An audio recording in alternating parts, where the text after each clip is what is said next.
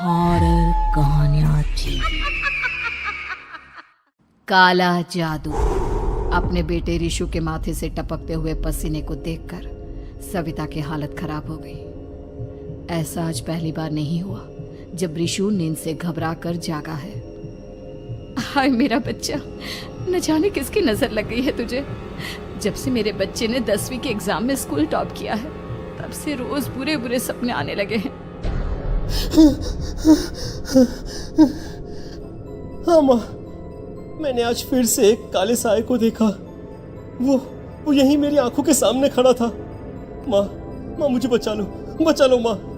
वो मुझसे कह रहा था कि मुझसे बदला लेगा। माँ कहीं ये प्रशांत। चुप कर, कैसी बात कर रहा है? दोबारा उसका नाम मत लेना। तुझे पता है ना, उस प्रशांत ने आत्महत्या कर ली, तो बार बार उसका नाम मत लिया कर। मम्मी, क्या सच में प्रशांत ने आत्महत्या की थी? चुप कर, बहुत सवाल पूछता है आजकल। और फिर रात के वक्त सविता के पूरे घर में एक अजीब सा काला धुआं छाने लगा।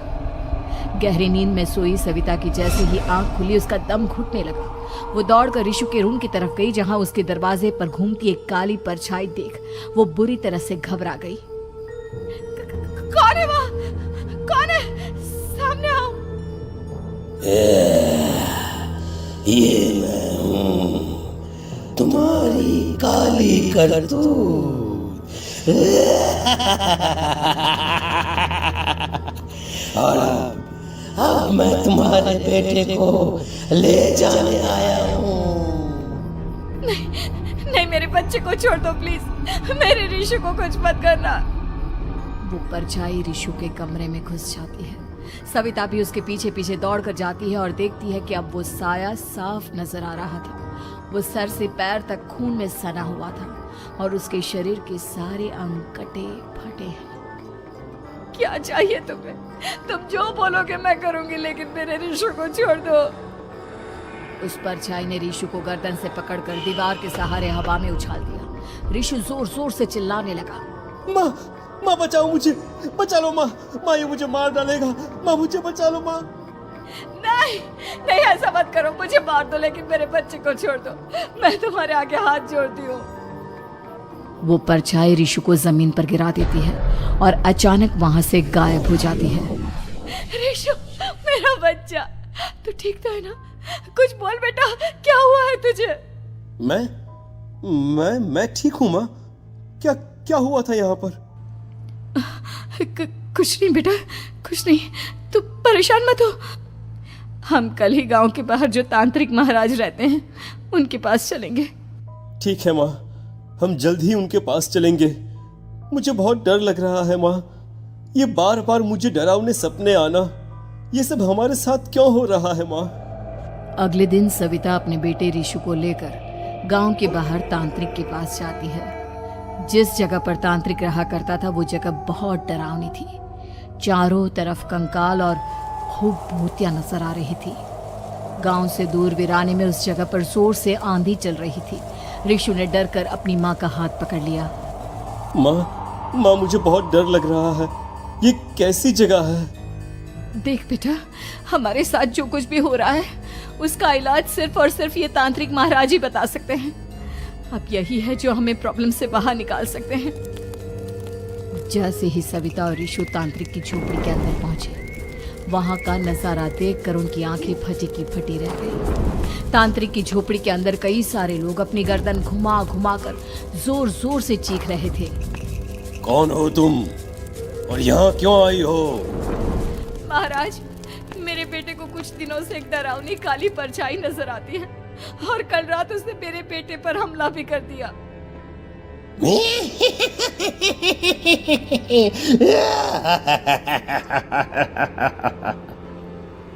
मम्मी हमें यहाँ से चलना चाहिए।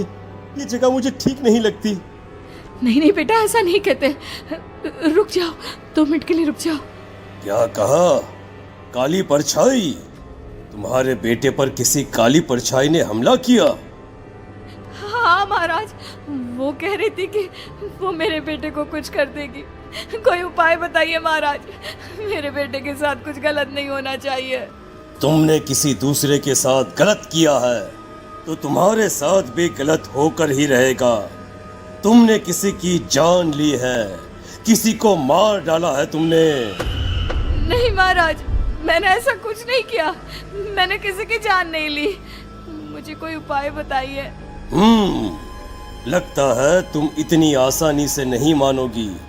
मैं तुम्हें अभी उस काली परछाई से मिलवा देता हूँ और वही सारा सच तुम्हारे सामने लेकर आएगा। सविता और ऋषु ने डर के मारे अपनी आंखें बंद कर ली। तभी अचानक तांत्रिक की झोपड़ी में अजीबोगरीब आवाजें गूंजने लगी। सविता और ऋषु बुरी तरह से कांप रहे थे।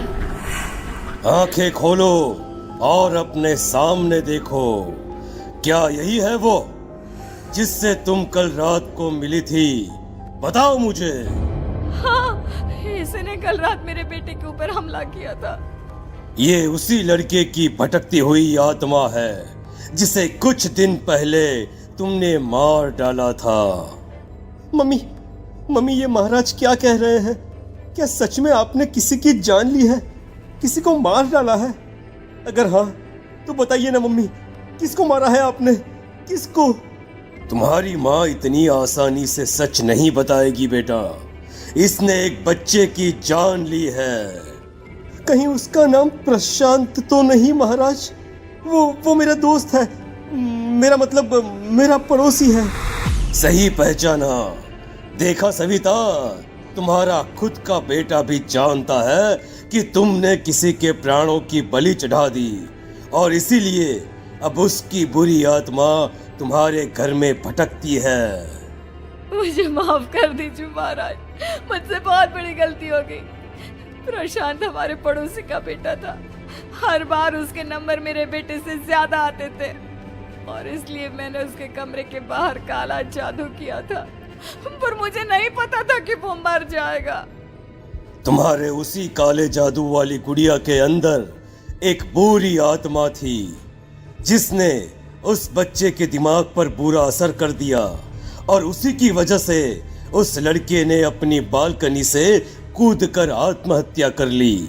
इसकी वजह सिर्फ और सिर्फ तुम हो, तुम।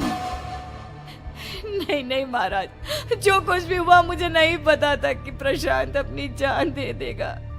प्रशांत की आत्मा इस वक्त तुम्हारे सामने खड़ी है, हमसे बात करना चाहती है। बोलो क्या कहना चाहते हो? मैं जीना चाहता था, बड़ा होकर कुछ बनना चाहता था। आपके बेटे से मुझे कोई परेशानी नहीं थी। अरे वो तो मेरा अच्छा दोस्त था। मुझे माफ कर दो बेटा, मुझसे बहुत बड़ी गलती हो गई, मुझे माफ कर दो। माफ करने से मुझे वापस जिंदगी नहीं मिल जाएगी। मेरे माँ बाप आज भी मेरे लिए रोते हैं। आपने मेरे साथ बहुत गलत किया है, बहुत गलत। और तभी अचानक प्रशांत की आत्मा वहां से गायब हो जाती है। सविता जोर जोर से रोने लगती है। सुन लिया तुमने? ये तुम्हारे अपने ही किए हुए पाप हैं जो इस तरह से तुम्हारे सामने आ रहे हैं। माँ, ये आपने अच्छा नहीं किया। सिर्फ 10th बोर्ड के एग्जाम में मैं टॉप कर पाऊं, इसलिए आपने मेरे दोस्त के ऊपर काला जादू कर दिया। नहीं मम्मी, नहीं, अब हम कभी खुश नहीं रह पाएंगे, कभी नहीं। मेरे दोस्त की आत्मा को कभी शांति नहीं मिलेगी मम्मी, कभी नहीं। लेकिन मैंने जो कुछ भी किया सिर्फ तुम्हारे लिए किया। वो लड़का हमेशा फर्स्ट पोजीशन पर आ जाता था और इस वजह से हमेशा तुम्हारे मार्क्स कम पड़ते थे। मैंने तो सिर्फ उस पर एक छोटा सा काला जादू किया था बेटा। मुझे क्या पता था कि उसका ये नतीजा निकलेगा। जिस गुड़िया को तुमने उस लड़के के कमरे के दरवाजे पर लगाया था, दरअसल उसके अंदर एक बुरी आत्मा का प्रवेश हो गया था, जैसा कि अक्सर काला जादू करते समय हो जाता है। मुझे अपनी गलती का एहसास हो गया है। मैं प्रायश्चित करना चाहती हूँ। आप बताइए मैं क्या करूँ? प्रशांत के घर जाकर उस काली गुड़िया को वहां से निकालकर यहाँ लेकर आओ। मैं उसे आग में जलाकर राख कर दूंगा और उसके बाद प्रशांत की आत्मा को हमेशा के लिए मुक्ति मिल जाएगी। अगली रात सविता चुपचाप अपने पड़ोसी प्रशांत के घर जाती है। प्रशांत के माँ बाप प्रशांत की मौत के बाद उस घर को छोड़कर हमेशा के लिए वहां से चले गए थे। जैसे ही सविता उस घर के अंदर कदम रखती है, उसका सामना अजीबोगरीब हैवानियत से भरी आवाजों से होने लगता है। ऐसा लग रहा था जैसे कोई बुरी तरह से चीख रहा हो। सविता जैसे ही प्रशांत के कमरे के बाहर पहुंचती है, वहां पर लटकी हुई गुड़िया के शरीर से खून टपकने लगता है। ये क्या हो रहा है? इस गुड़िया के शरीर से खून क्यों टपक रहा है? सविता हिम्मत करते हुए उस गुड़िया को वहां से उतारने की कोशिश करती है, लेकिन तभी अचानक से बहुत भयानक दिखने वाली औरत उसकी आंखों के सामने आकर खड़ी हो जाती है। मैं यहाँ से कहीं नहीं जाऊंगी, और अगर तूने मुझे यहाँ से हटाने की कोशिश की तो मार डालूंगी मैं तुझे। नहीं नहीं, मुझे तुम्हें यहाँ से ले जाना ही होगा, नहीं तो मेरा बेटा, उसकी जान को खतरा है। मैं तुम्हें नहीं छोड़ सकती। अगर तुम्हारे अंदर हिम्मत है तो मुझे इस घर से बाहर ले जाकर दिखाओ। और ऐसा कहकर वो औरत सविता के ऊपर हमला कर देती है और उसे हवा में उछाल उछाल कर जमीन पर पटकती है। लेकिन तभी अचानक मौका देखकर सविता अपने हाथ में ली हुई सुई उसके हाथ में चुभो देती है। हाथ में सुई लगते ही वो औरत जमीन पर तड़पने लगती है।